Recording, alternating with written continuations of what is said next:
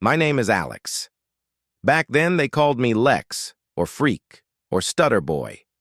The names changed depending on the day, but the people stayed the same. Elmwood, small Midwest town, late 90s. Population maybe 6,000. Everyone knew everyone's parents, everyone's car, everyone's shame. My parents arrived from the old country with 2 suitcases and enough English to fill out job applications. Dad went straight to the auto parts factory on 3rd shift. Mom cleaned offices at night. I was the kid in 2 big jeans and glasses held together with tape, showing up in September of 3rd grade already marked. Jake Harlan ruled the playground the way his father ruled the county. Blonde, loud, built like he was already 12 when he was 9. Tommy and Brett were always 1 step behind him. Tommy with the mean laugh, Brett with the heavy hands. They didn't need a reason. New kid was reason enough. It started small, a shove into the gravel during tag, sand down my shirt. Oops. Laughter that sounded rehearsed. I learned fast not to cry where they could see. Crying made it worse. By 4th grade, it was routine. Morning, locker slammed on my fingers. Math class, folded note slid across the desk. Freak smells like piss. Lunch, tray, accidentally tipped. Milk soaking my crotch while the whole cafeteria howled. Recess, chase me to the edge of the field, throw rocks, call me until I hid behind the dumpster. After school, wait at the bike rack. One held the handlebars, another kicked the spokes. I walked home pushing a crooked wheel. Teachers saw. Most looked away. Mrs. Carter once said, "Boys will be boys, Alex. Try to stay out of their way." Jake's dad was on the school board. That sentence explained a lot.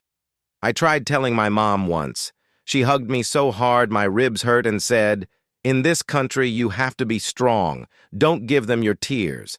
So I stopped giving tears. I started giving silence. 5th grade, they cornered me behind the gym after a rain. Mud everywhere.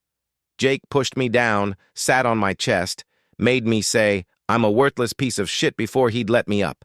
I said it, twice. They filmed it on a cheap camcorder. The tape circulated for weeks. I still hear the laughter in my sleep sometimes. Middle school got creative. Fake MySpace pages with my face on farm animals, photoshopped pictures of me kissing other boys, texts at 2 a.m., "Jump off the water tower already, LOL," locked in the janitor's closet during study hall, shoved into lockers, punched in the kidney so bruises didn't show. PE dodgeball became target practice. I stopped changing in the locker room after someone wrote "fag" in permanent marker across my back.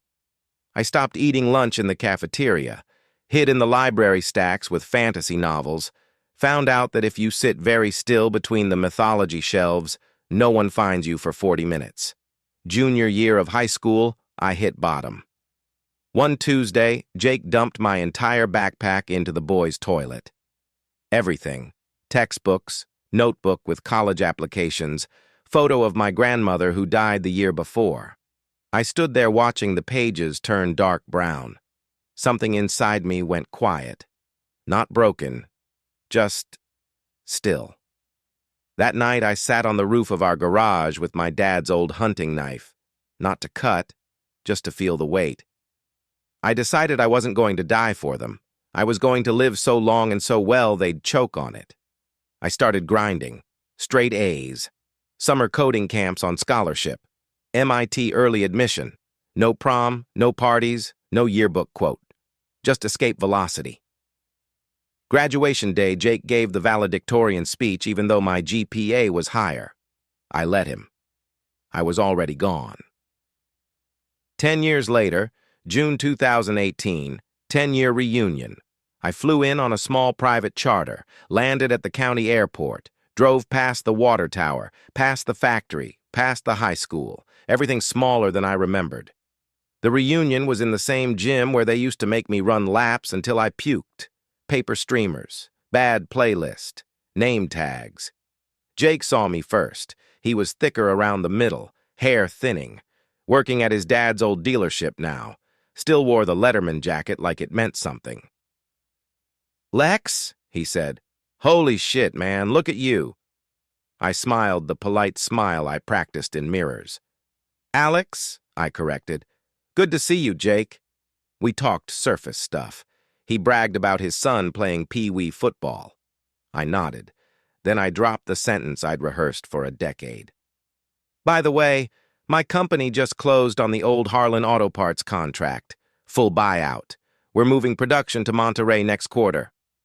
His face changed color in stages. Confusion, realization, panic. You bought the plant? Acquired, I said. Different word. Same result.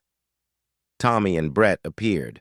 Both looked older than 40. Both smelled faintly of beer even at 7 p.m. They tried jokes. I let them. Then I told them about the bar Tommy managed. The building was on land my investment group now controlled, and Brett's